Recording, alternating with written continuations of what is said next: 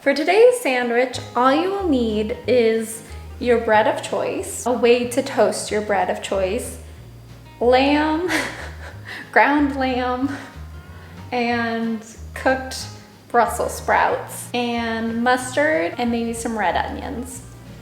So we'll get going. I don't have a toaster, so first step, I already cooked the lamb and the Brussels sprouts, so I'm gonna go ahead and toast my toast. So earlier today, I didn't toast the bread. The sandwich was kind of falling apart, so I was like, you know what? This would be better if the bread was toasted. We're gonna get the bread, carbonate, which is a gluten-free bread. It's nice. I'm gonna do some olive oil to heat it up on the stove. I'm gonna lay out a plate. I'm getting a spatula for our purposes. I'm gonna start by putting the stove on like a low heat because I don't want the olive oil to disappear really fast. I'm not like a chef or a cook expert, but I believe olive oil has like a low, I'm not gonna have the terminology for it, a low burn rate or high burn rate, whatever it is, it burns fast. It's not great if you're like cooking really on high heats. That's why other people might use other oils, but olive oil is my preference, so I try to keep the burn down to a minimum. Haha. So like I said, I have some ground lamb I made yesterday. It was on sale at Whole Foods this week, and all I did was put it on the stove and a little bit of olive oil, but I mostly cooked it in water because I've been trying to kind of cook with less olive oil. I've been kind of boiling things a little more. So I put it in a stove, top on the stove, put some garlic in it, and there we have it. Some nice little lamb. One of the things when I put the lamb on my sandwich, I also put a little turmeric and black pepper, which was nice. And then we're gonna have Brussels sprouts. And I basically cooked the Brussels sprouts the same as the lamb on the stovetop in water and olive oil. I'm just gonna microwave it because I'm feeling a little lazy. And the stove is already preoccupied with my toast, so here we have it. I don't do a lot of mustard, but like I said, I bought some, did I say that? I don't know if I said that. I bought some this week because I thought, mustard, that's a thing people do sometimes. I'm a person, I could do that. So I did, I bought some mustard. Bought two different kinds. The one I'm gonna be using today, I'm gonna eat all that. That might be too much for my sandwich. The one we'll be using today is Noble Made coarse Dijon mustard. Yeah, it's coarse. I forgot that mustard has like different qualities. Whoops. That's okay. It's good. One of the other things I made the mistake of doing when I made my sandwich earlier, I put way too much mustard on it. So I'm gonna do less of that.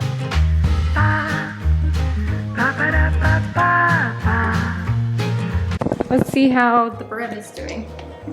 Oh wow, it's so beautiful. It's nice. Tess's disastrous cooking show. Welcome back. Did I heat that up enough?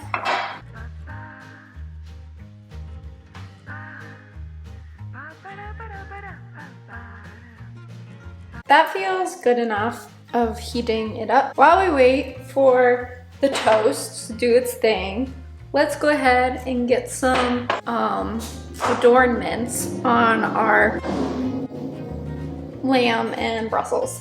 So we'll go ahead and put a bunch of turmeric. Turmeric is an anti-inflammatory spice, which means I just go at it. I say, hey, turmeric all day and night. Why not? And one of the things, well, two things to make turmeric more bioavailable for your body. You want to pair it with a fat. I already have olive oil in here, plus there's tons of fat in the lamb because my lamb was a fat little baby. So we're fine there. And then the other thing is black pepper increases its bioavailability. So as with the turmeric, I just go to town with the black pepper because it's a black pepper town and that's what we want to do here. And then you can kind of stir it up. And then I'll probably throw some onions in there, and I already have some chopped up red onions because like why not? I didn't do this earlier, but maybe I'll just put some roasted garlic in there too because again, why not? I like to prepare my red onion, well, semi. And sometimes I'm too lazy to chop it up, so I'll just rip it up sometimes. That's fine, because most of the time I'm the only one eating my food. So it's nice when the people who eat the food have the same preference as the chef. And I just found a hair in my red onion, which is great. But again, it's my hair, so it's fine. I have a lot of red onion, but let's add some more. And I figure add some dill too to the lamb mixture. There we go. Happy cooking. So I know I said to put it on low, but if you're impatient like me, go ahead and heat it up a little faster and see what happens. I'm getting to the point where I might just give up on toasting it, and I might just eat it as is, because life is short and you gotta eat when you gotta eat, and I'm hungry. Ooh, maybe I'll add some sauerkraut onto this. No, that might be weird with the mustard. Fine, I won't do that. Next time. All right, I think this is fine. All right, now that you have your mostly toasted toast, you also can toast yours in a toaster if that is accessible to you. I would not want to intrude upon your ability to toast your sandwich to completion. As I said, I do not have a toaster accessible for my needs in this video. Like I said, earlier today I made this, but I think I added a little too much mustard. So I'm going to add less mustard, and I think the way to do that will be just to mustard one side of the bread versus mustering two sides of the bread. Oh, that looks like a lot. I would say do a half spoon to start with, because, you know, life doesn't need to be over mustard. Mustard is a really strong taste. So maybe just go a little easy on it, quite light. We're gonna go ahead and take our ingredients and plop them on the sandwich, and we'll just have a time of it. I'm putting the ingredients on the mustard side. I don't know if it matters. Again, this is my second sandwich of this kind, so there's probably room for more experimentation. All right, so there we have it. A beautiful, beautiful mustard, a beautiful Brussels sprouts lamb sandwich with mustard.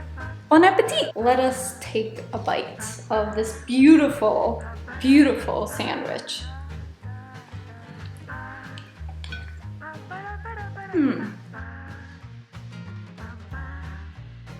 It's really good.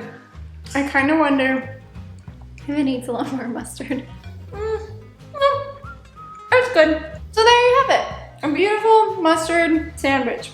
There you go, an original.